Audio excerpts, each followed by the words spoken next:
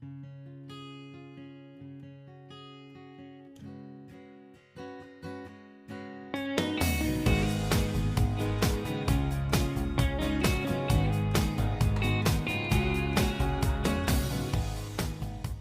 the Thrive programme started as a response to a request from a local school who wanted long-term work experience placements for a number of their students. Upon speaking to them, this was because those students were quite disruptive. They were having a lot of difficulty finding things within the school for them that would be valuable to do.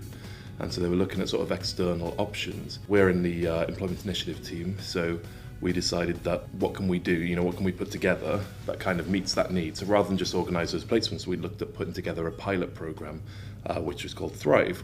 That programme ran quite successfully. Because of that, on the back of that, we've decided then to sort of make it bigger, more young people involved, more contractors involved and everything else. Well, when I first heard about Thrive, I was straight away interested because myself, I was a tenant of Cheltenham Borough Homes. I was brought up not too far from here. Some of my good friends have gone the wrong way, some of my good friends have gone the right way. Some of them are builders now within Perkins. So whatever we can do to help people get on the right track and improve themselves and develop their strengths. I think that the younger generation need to have a good stable base to get into a trade. I don't think there's enough opportunities nowadays, and I think a programme like this gives them a background into future life within different opportunities and different roles they could take up. So broadly speaking, the aims of the programme, as well as it being to sort of help young people at risk of exclusion, trying to provide a sort of level of early help for young people that might struggle to get into a solid career later on because of their grades and other things like that. I'm not really the best in school, that's why I applied for this. It would help me with what I have on my CV and stuff. I get to see what I want to do, like this is carting and I was doing gas. I always know what it felt like working.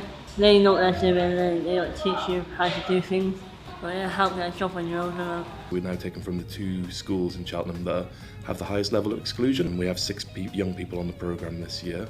What I think's been great is they can see, I suppose, what a real working person's day involves, and they can see probably a career at the end of it. Sometimes for a 13, 14-year-old lad, saying to them that you need your GCSEs in 2 years' time means nothing to them really. They don't get, they see no value to it. They're seeing real life, they're seeing jobs, they're seeing the chance to earn money. They're starting to think a bit more longer term, and it's given them a bit of focus in school as well. So lads we've had doing it have really, really enjoyed it.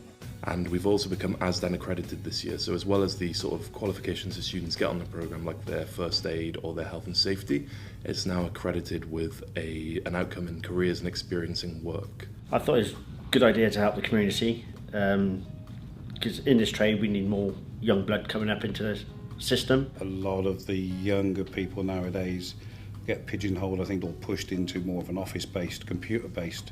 I think that a lot of them struggle with that, and I think there's always a niche in life for somewhere, and I think the building industry that or the repairs industry that we do, it provides that little niche that they need to find. So the idea of the programme is it's got 3 legs. The first of the legs is to sort of talk about different risk factors associated with exclusion.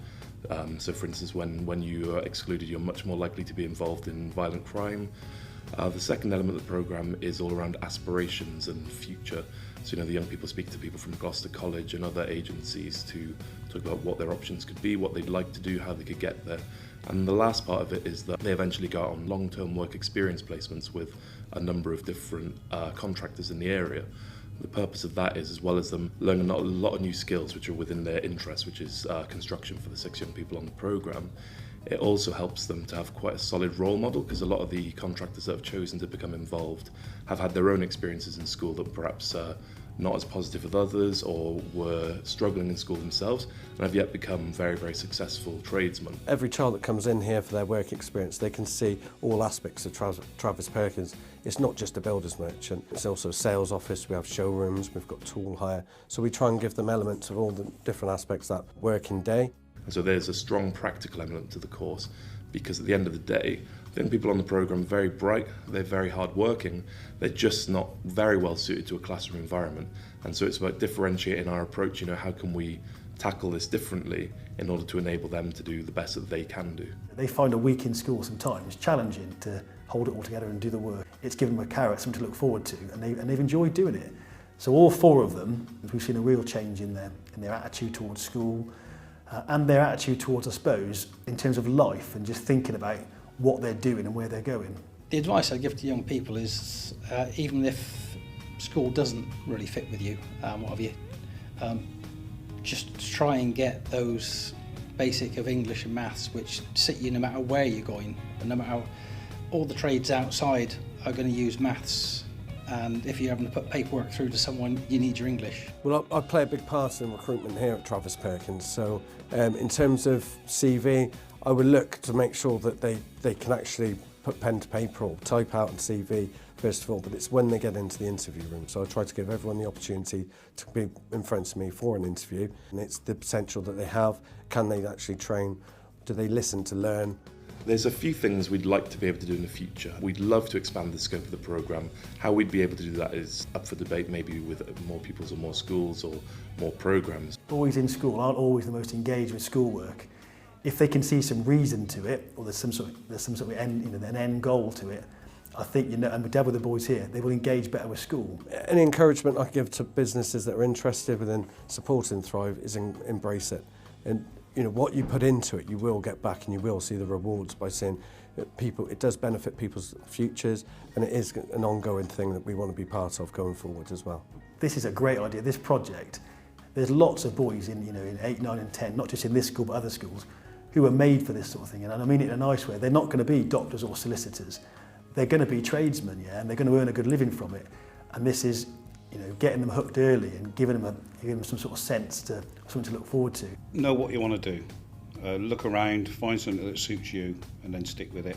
There is something out there for you if you want it, but you've got to want it.